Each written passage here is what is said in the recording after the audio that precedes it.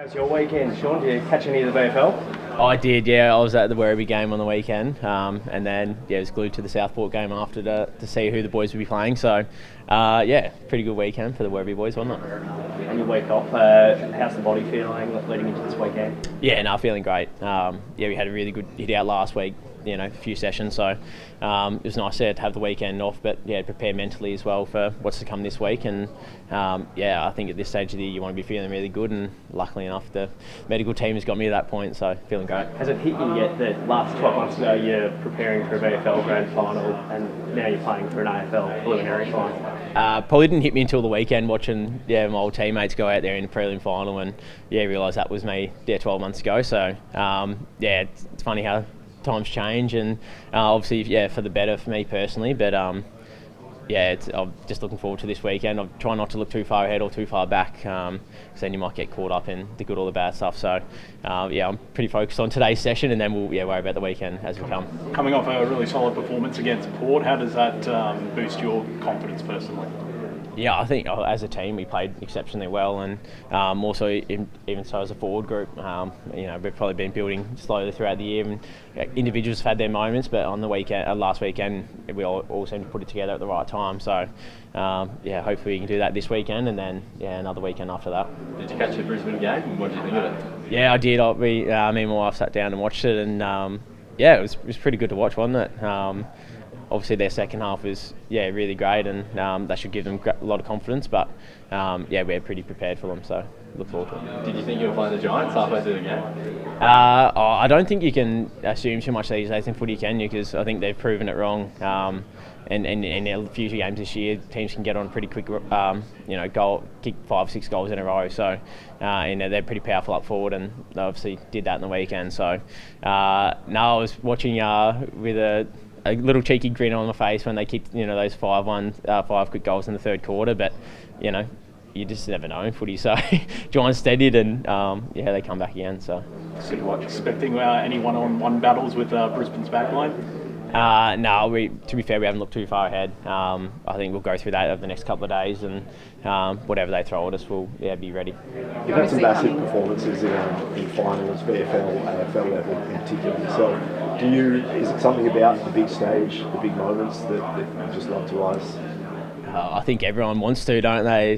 As a footballer growing up, you probably are dreaming to kick a goal after the siren to win a grand final and stuff like that. But let's go out and play the game on its merits, and I've just been lucky enough to maybe perform a little bit better in bigger games. I think throughout the year you build for that as well. We have some pretty amazing crowds here at GMHBA or at the MCG that build for the finals atmosphere, and hopefully we can do that another 2 times. Sean, just going back to your journey, obviously a lot of hard work's gone into it, but do you have to stop and take in the atmosphere or pinch yourself as to where you are now? Like, you're going to be playing in front of a sold-out MCG crowd on Saturday night. Yeah, no, there's certainly been moments, even coming in today, it's just like, we're getting ready for a prelim final this weekend, that you pinch yourself in the car as you walk in. So, it's been an amazing journey so far, and I've been very lucky enough to have some good moments. But, that's when you have some good moments, there's obviously a few bad ones to go with it. So, hopefully we've got a few more good ones ahead. Obviously being 27, does it give you a sort of advantage when you're a younger player, you can sort of get caught up in the excitement? Does it give you a bit more level-headedness heading into a big game? I like how you emphasised 27 there. I think, just the footy experience probably comes into play, doesn't it? Knowing that each game, like finals games, are going to be a bit more intense, especially early on, that you probably just want to get the ball going forward. So I think throughout my career I've probably got me to this moment now, and I'm certainly ready for it. Do you think we'll see Tom Hawkins recalled in the next couple of weeks? I'm not one of the coaches, so I can't call on that, but he's been training really well, and whatever way it goes, hopefully it's good for him, but if not, the team's ready for him or anyone else. Has he been training with the Yeah, he trained last week, and then obviously the week before when he played the VFL game. So I expect he'd be out there this week and putting his hand up for sure. What's the feeling like around town being the only Victorian team? Like, can you feel a rise in energy?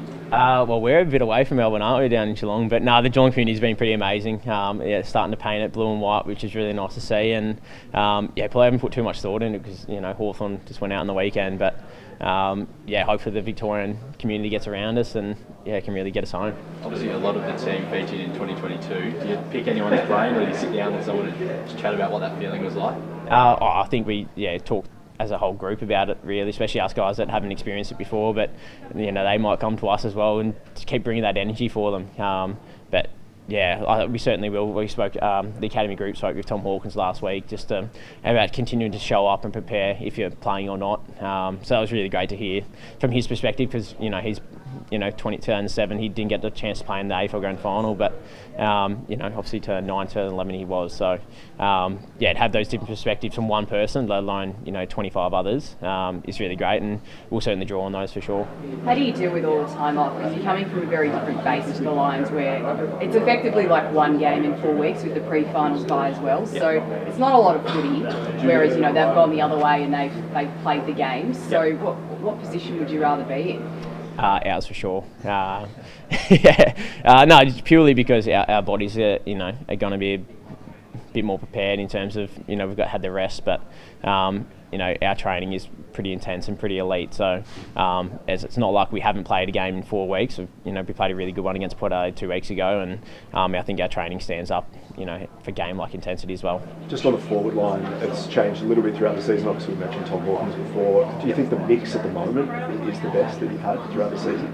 I think it's certainly getting to the point where it is where we're playing the best footy that we have all year right now, which is really nice, but probably stems back to off-field as well, where connecting really well and gone out for nice dinners. So nice quick shout out to Squires Loft because they look after us. But as a forwards group, I think you're right. Like on the training track as well, Rallis has got us, James Raleigh I should say, has got us firing and training with that intensity that we need to perform this weekend, and whatever mix that is with Hawk or Cam Guthrie is still a chance as well. We've got a lot of boys, other than those two on the list that, put their hands up. So, whatever mix we have in the forward line this week will be the best one for our, Brisbane.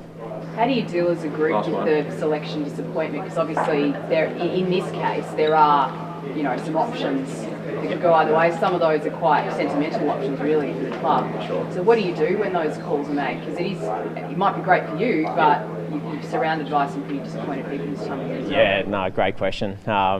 It is tough, isn't it? Because you're really happy for everyone that is selected, and obviously yourself if you're lucky enough to be that. But the ones who are not, you wrap your arms around them, and I think you just got to know that they're part of it more than anyone else, whether you're playing or not.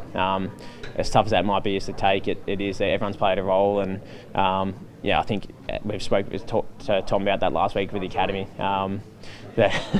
Getting the wrap up here. Everyone's played a role, and no matter who is out there, it's a 44-man list, and whoever's out there is just lucky enough to play for each other.